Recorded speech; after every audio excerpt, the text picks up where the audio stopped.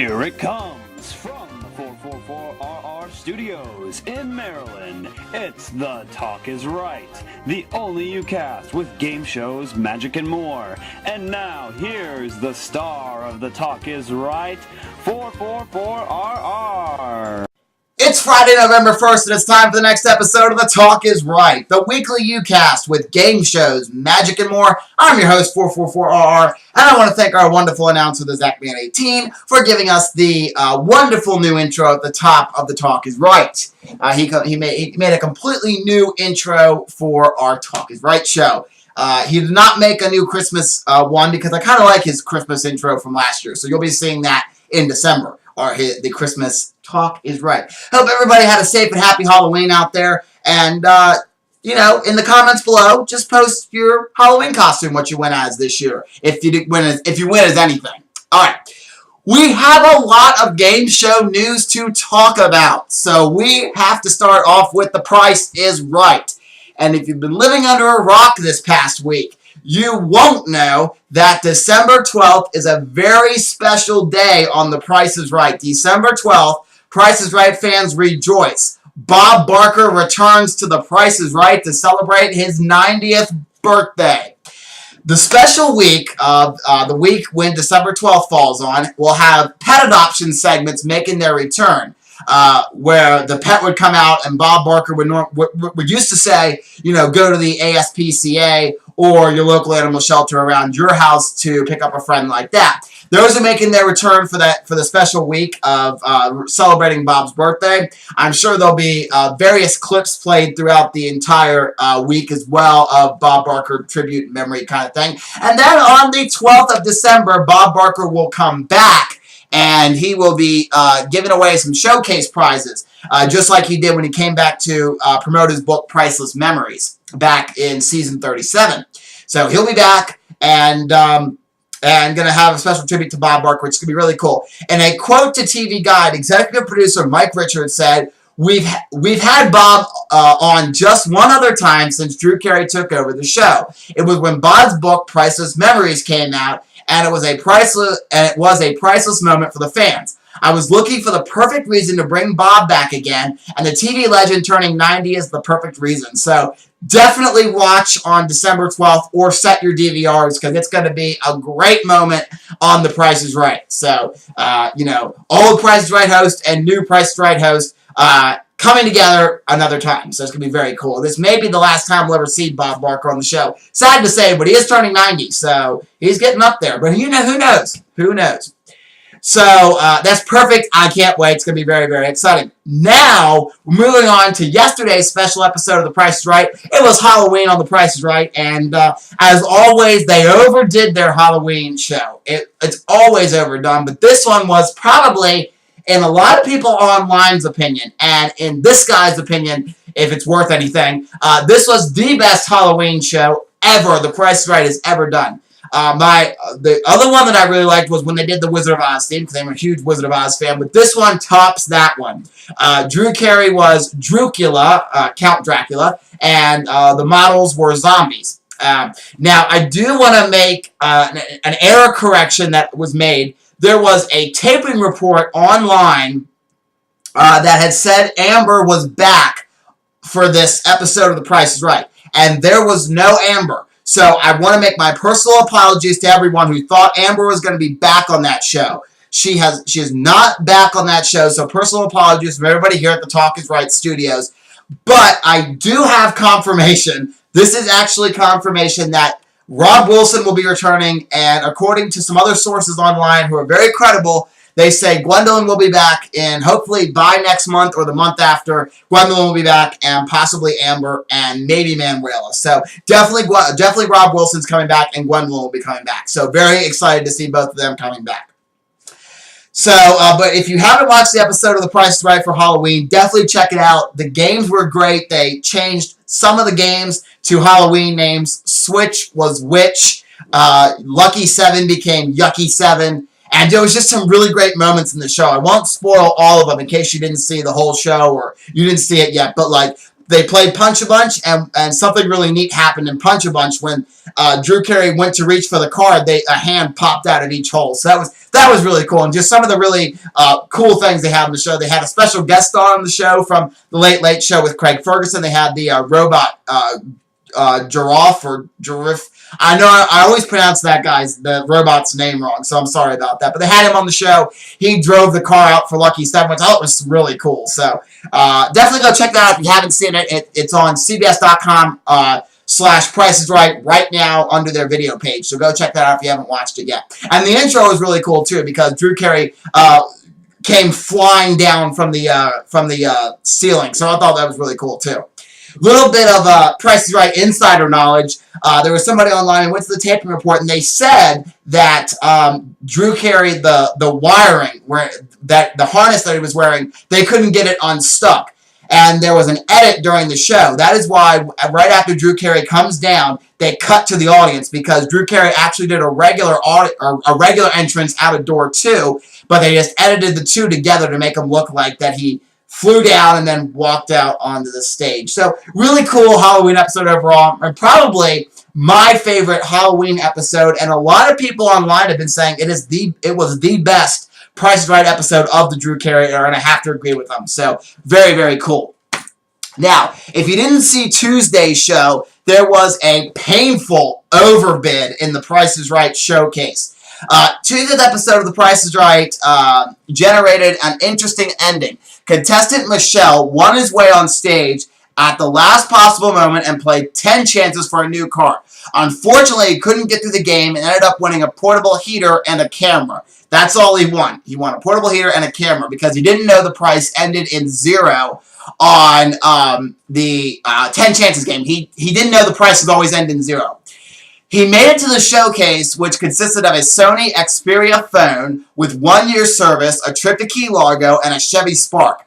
Michael settled on a bid of $32,320, and the actual retail price of that showcase was $23,315. He had overbid by $5, and that has been one of the closest overbids that we have seen in a long time on The Price is Right.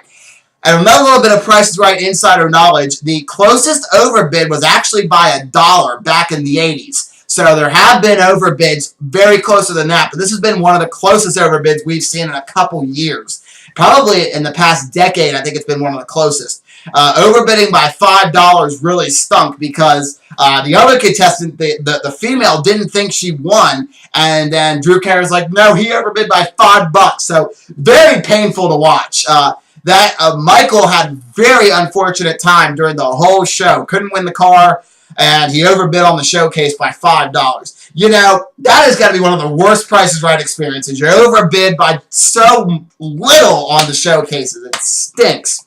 So, had some very very fun moments this week on The Price is Right, some very awful ones as well with the painful overbid. Man, and it was very painful to watch. I watched that on my DVR on Tuesday, and I was like, it stunk. All right. GSN announces launch date for Mind of Man. GSN is stepping back into the half-hour game show business with its latest original, Mind of Man. The series hosted by D. Ray Davis, which will debut Wednesday, January 8th at 8 p.m. Eastern Standard Time. Each episode of Mind of Man sees 2 female contestants trying to figure out how a panel of 100 men answered questions about dating, working, marriage, and more. A celebrity panel will help the contestants get into the mind of a man, and one person will walk away with thousands of dollars. Mind of Man comes from 51 Minds Entertainment, who successfully produced Cram for 2 seasons in 2003 and Extreme Dodgeball for 3 seasons in 2004, and GSN's first half-hour original since The Pyramid.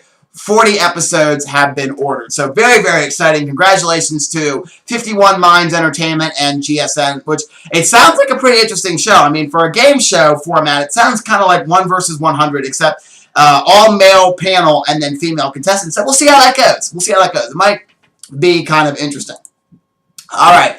And this happened last Saturday, but I've got to talk about it. Marsha Wallace passed away. You may know her more recently as Mrs. Edna Krabappel on The Simpsons. Well, she's been on many game shows and variety shows. She was on the Bob Newhart Show, and of course she was on various game shows like Pyramid, Match Game, and Password, and many others. GSM will pay tribute to Marsha Wallace.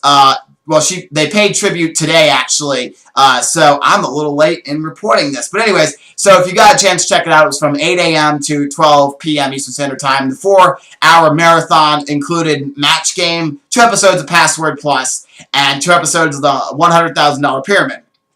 So, also, you may not know this, but Marsha Wallace has been on some other shows, too. I think she was on the Brady Bunch one time. She was on the episode where Marsha tried to get Davy Jones to play at her school prom, and she was on there as one of the teachers, by the way. So, my thoughts and prayers from all of us here at the Talk is Right Studios go out to Marsha Wallace and her family. And also, they're going to retire, according to executive producer of The Simpsons. If you haven't heard this, they say that Marsha Wallace's character, Edna Krabappel, she's going to basically retire from The Simpsons to kind of keep her memory alive.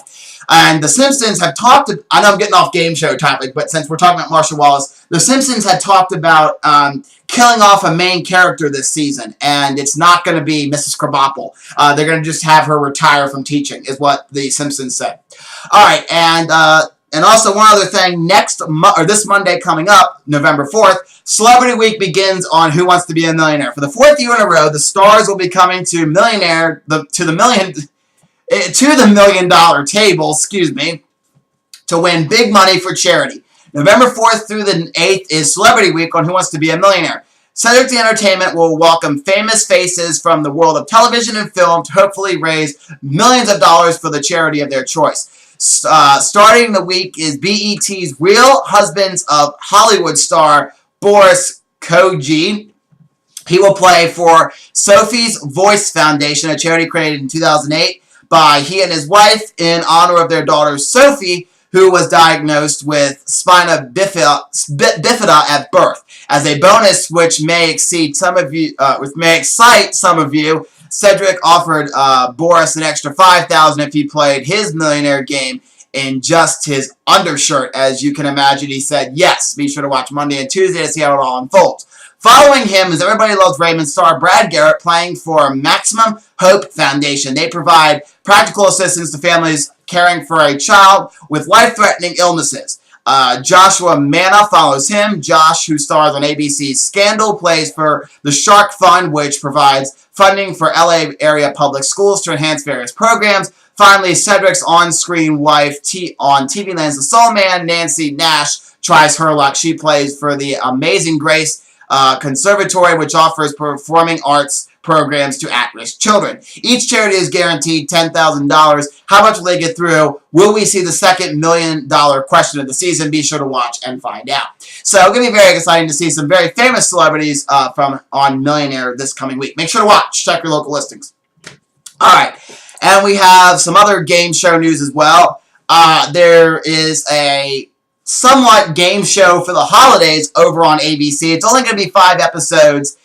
And it's not much of a game, but still, it's called The Great Christmas Light Fight. And there's not very much to report on this, actually, because there's not very much information. But apparently it's going to be, kind of, it's going to kind of be like a Christmas light, probably who has the best Christmas light decorations. Probably. I don't know. And Comedy Central has a new game show, At Midnight Scores with Younger Viewers. And this comes from a Variety page, and it says, Comedy Central's At Midnight, a new talk show / game show hybrid that pokes fun at social media, scored well among its target viewers last week, which I had no idea about this show, so I don't even know what this show is about, because I don't watch Comedy Central that much, so really at all. So I don't even know what this show's about. But anyways, the Chris Hardwick hosted program airing weeknights after the Colbert Report was the #3 late-night cable talk show in adults 18 to 34 for the week of October 21st, averaging 297,000 viewers according to its Nielsen. It retained nearly 90% of Colbert's 18 to 34 audience and outperformed TBS's Conan and E's Chelsea Lately, among others. At Midnight had the lowest median age Lowest median age of any talk show last week, 33.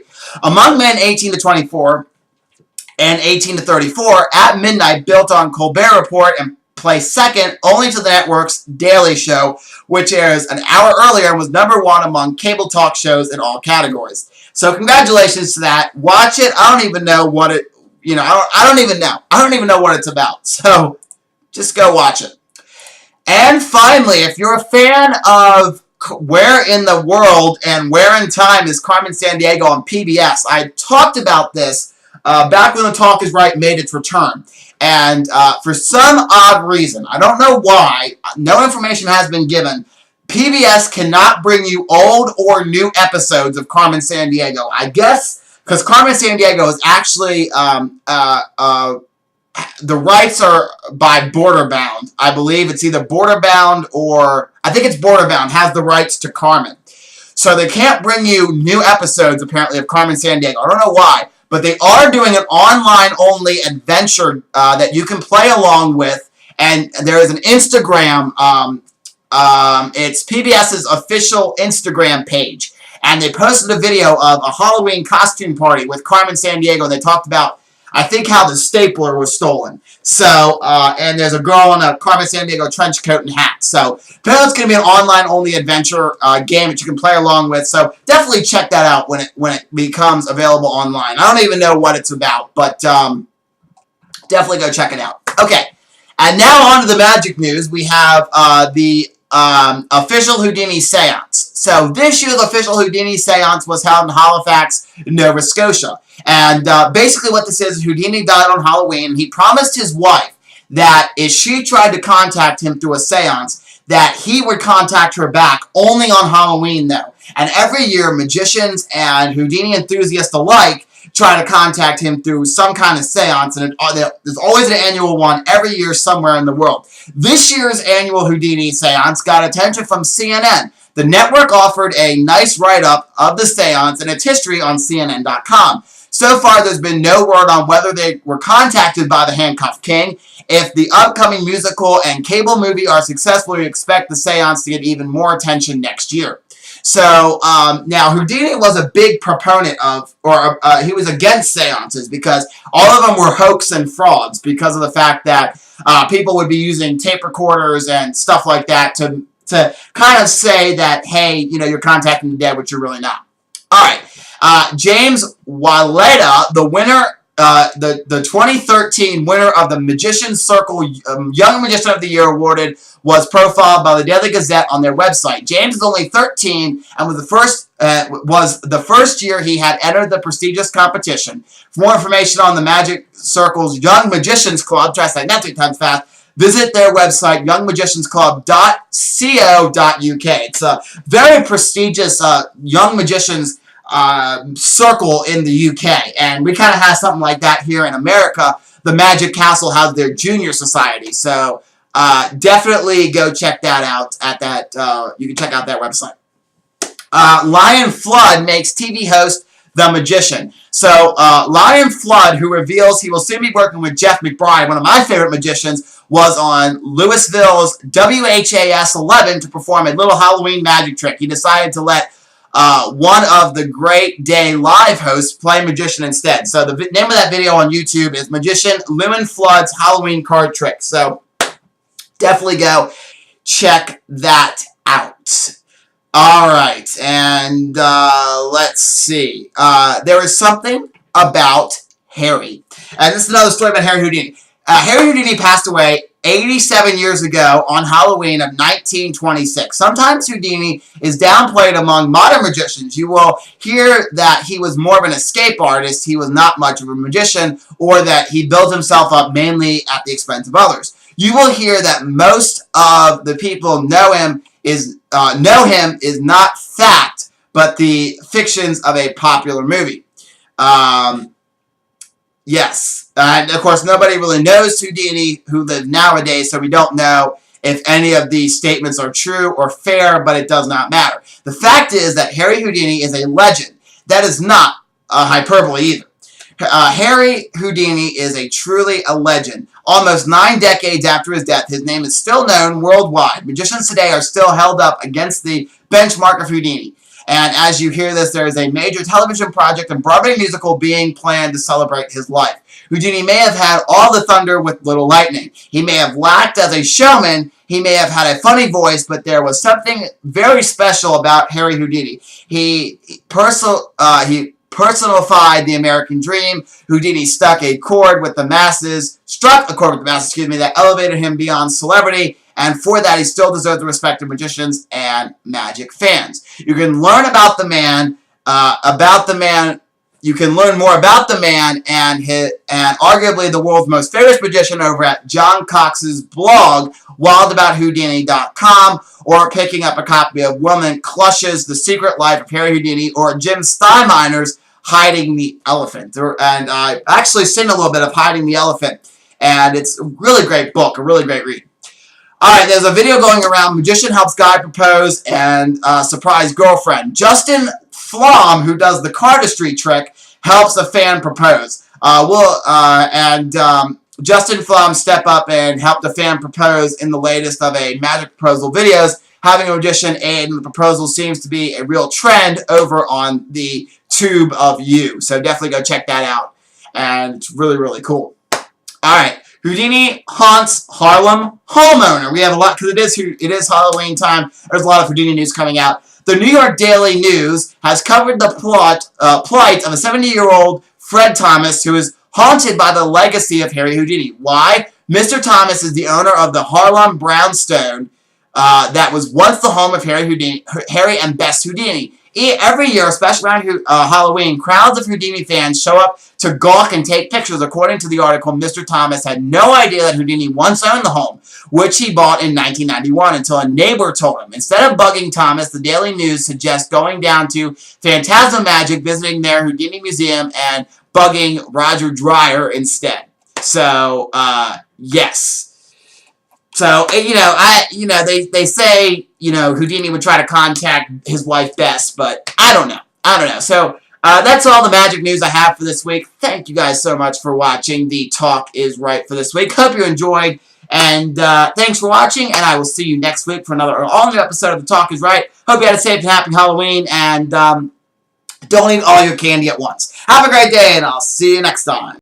This is the Zachman18 speaking for The Talk Is Right, a 444RR production.